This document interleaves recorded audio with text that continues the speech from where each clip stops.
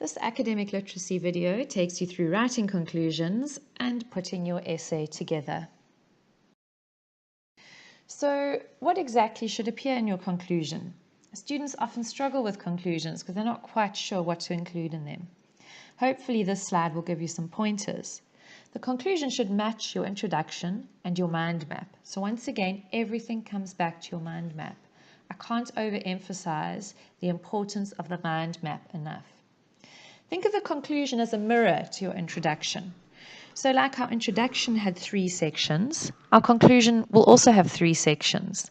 And these 3 sections are, firstly, a final comment or a statement, which can be quite general, could be a sort of background sentence again. Secondly, a reiteration of your position statement, which should be unchanged from the introduction. So remember, you're arguing the whole way through that your position is the correct one. You cannot suddenly at the end change your position. So your position should be the same, and a reiteration means a repeat of your position statement. And thirdly, an overview of what you have argued in your essay. For example, this essay has argued, this essay has discussed, in this essay I have. And you're going to go back to your mind map to have a look at all the different things you put into your essay in the different paragraphs. Let's look at the conclusion of the example essay that is up on ECI. Here it is. It's a little longer than some other conclusions might be, so don't feel you have to do something as long as this. But let's break it down to look at the individual components. Firstly, here in the orange, we have our background statement, our sort of general statement. In conclusion, education empowers young people to help develop the country and contribute in creating a just and democratic society. So just a background statement pertaining to your essay. The next thing that you see in green is your position statement.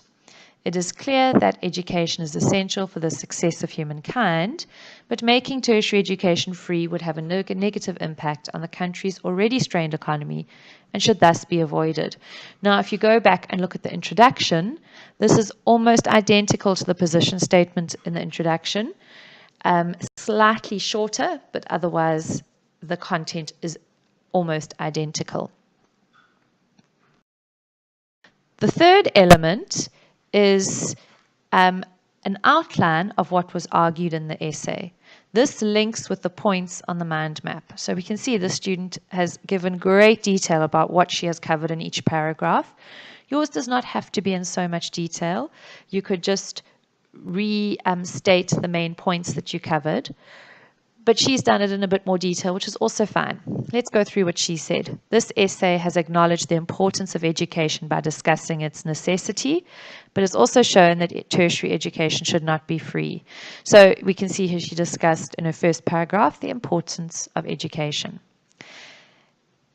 In this regard, it has discussed the NSFAS funding, and we remember that was our second paragraph, our second point she was going to cover, which already benefits disadvantaged South Africans and has shown that free tertiary education for all students will leave those who are marginalized exposed while benefiting the wealthy who are able to pay tuition fees. That was her third point. Finally, it has argued that free education could result in overcrowding in universities and excessive work for lecturers, which would have a negative impact on the quality of the education. That was her fourth point.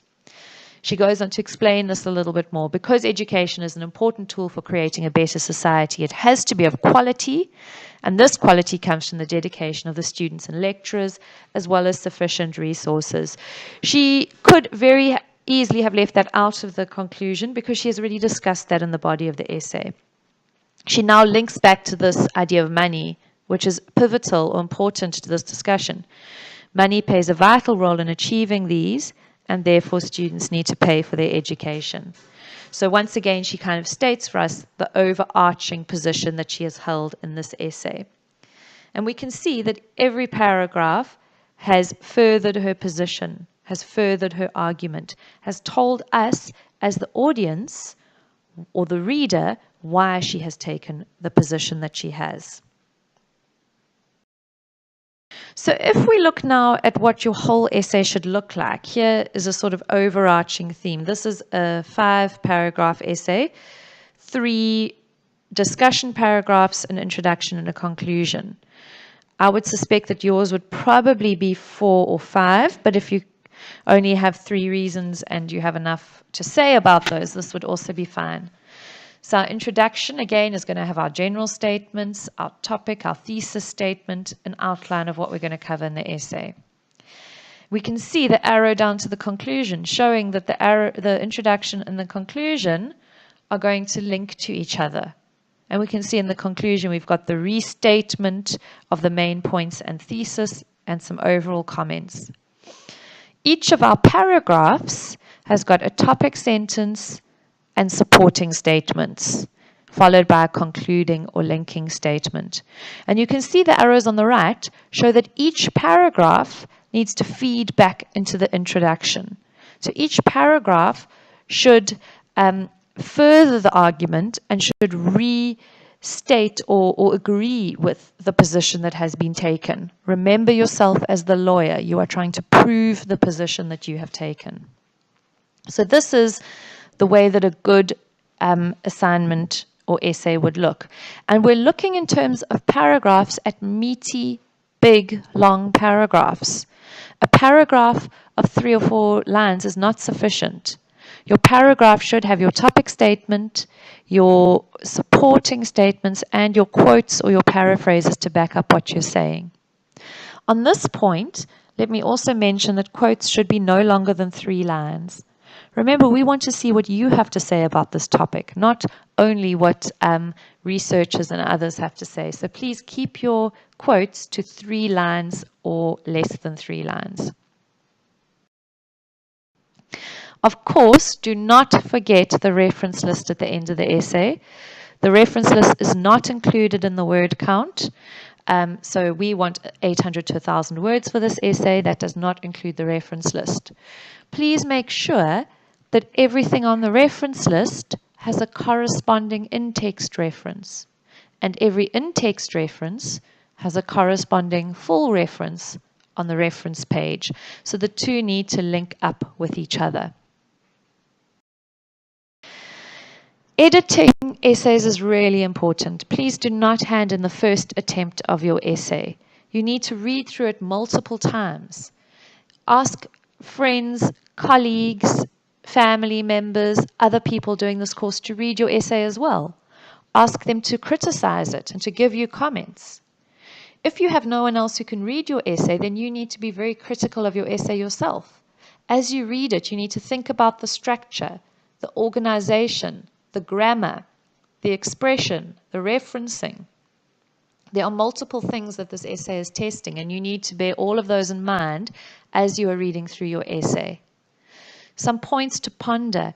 Have you made any grammar or spelling errors? Now, if you were using Microsoft Word, if you see something underlined in red or blue or green, it means that there's some kind of an error.